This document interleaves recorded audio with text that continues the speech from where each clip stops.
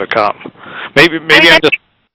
Go ahead. No. I think that's an interesting notion. I think definitely. I mean, I wanted to be successful. You know, I felt like the bar was really high and that I was never going to get there. So that was a source of frustration, for sure. But I think on another level that I just really wanted. I wanted things to be settled in my life. I wanted to have this sense of having been, I did want love, absolutely.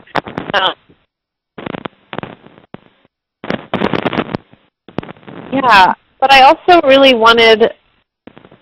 My phone connection was bad there. I'll just get you to repeat that last sentence. You wanted things to be settled, and then you said something about love, but I didn't get the whole sentence.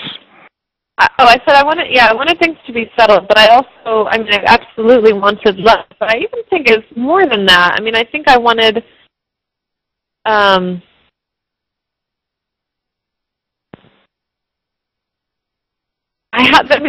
way I was really cut off from myself, and so I think I really wanted connection. I mean, I wanted to be sort of connected to the person that I was.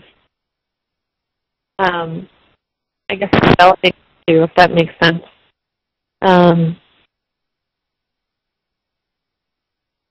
You want a connection to the person you were developing to? Is that what you said? Yeah, just the connection to sort of. I was in this sort of big growth phase, and I wasn't really handling it very well. It was sort of, and so the things like. If this worked out with my boyfriend, then everything would be great. Or if I just had a career, everything would be great, you know. So I think the desire line is actually underneath those things in that I wanted, I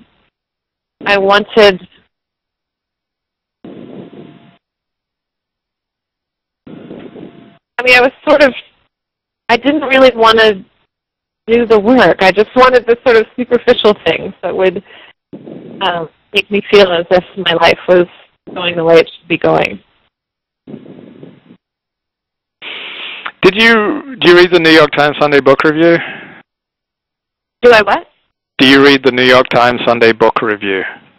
I do, although I didn't read it yesterday. Well, about 6 weeks ago, there was a book review of a collection of essays by women on the importance of money in love. Do you recall reading that? Oh, yeah, absolutely. I thought that looked really interesting.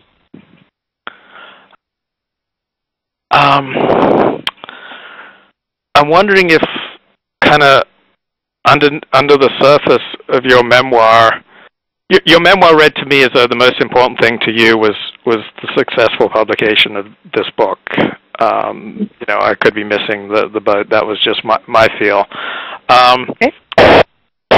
I'm wondering if what's going on in the stuff you describe is a desire to be married and taken care of, but to say that you want to be taken care of is perhaps too shameful in this modern egalitarian world. Yeah, I would definitely say that there's truth to that. Well, can I get you to elucidate on that? Sure. Sorry.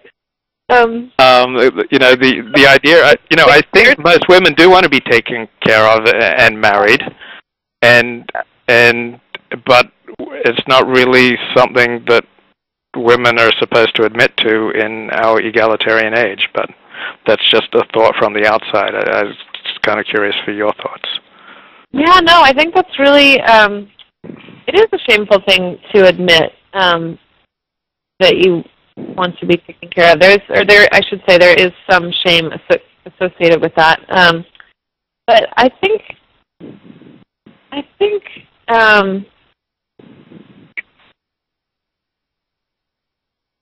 also, I don't know if part of it, where I live is this very sort of,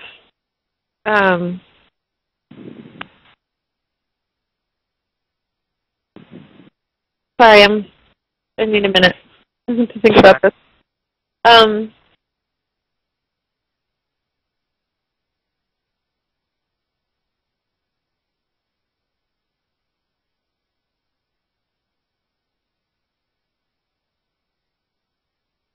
I mean, I think on the one hand, to be really ambitious and sort of out there in the world in terms of your career is an amazing thing. I think in my case,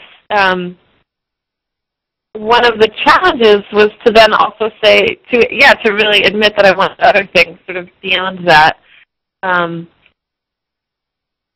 That's not part of, I mean, it wasn't conscious for me when I wrote the book. That's sort of something that came later.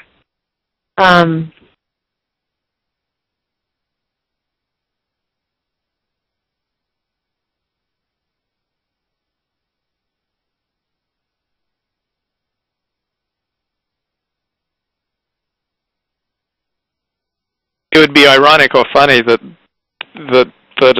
a memoir of embarrassment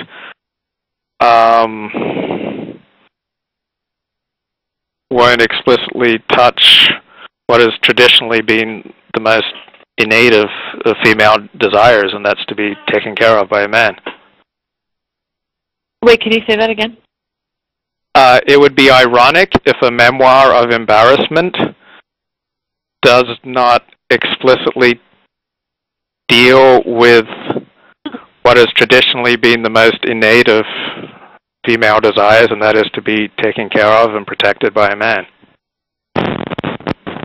Yeah, that was not, like I said, that was not, it just wasn't present. I mean, that's certainly, I would say that's something that surfaced later, but it's beyond the scope of the book, for sure.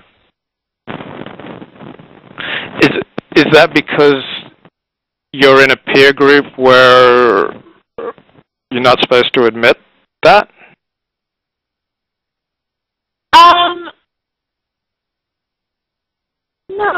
No, I wouldn't say that. I mean, and I think that this term of wanting to be taken care of is sort of, it's a little bit complicated. I mean, in terms of the book, I kind of wanted everyone else to take care of everything else. You know, that was across the board type of feeling. And so, in some ways, the ending to me is really about personal responsibility. So I don't know. I don't think it's so. I wouldn't say that that's, you know, like the deepest longing that I have, or that.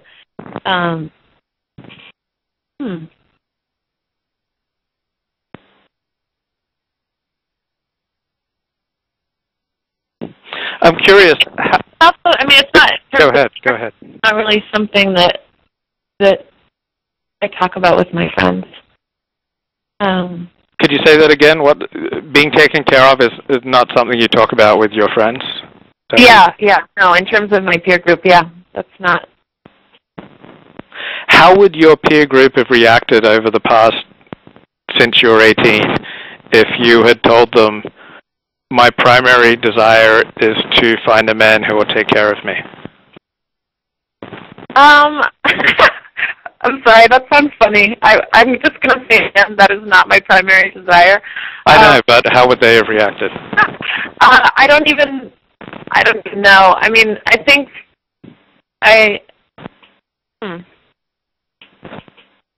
I mean, I can't think of anything more uncool. Just guessing. Can't think of anything more what? Uncool or embarrassing than to say what I just said to your peer. Yeah, I mean, I think, gosh, I think at the end of the day, I mean, your friends, the people around you want you to be happy. And so if you've come to a place where you've determined that that's what's going to make you happy, then fantastic. I mean, I can't imagine that if I said that was my primary goal, and I told my friends that, I mean, I think that knowing me, they would be surprised, but I can't imagine. No, I can't imagine anyone being judgmental, or at least overtly judgmental.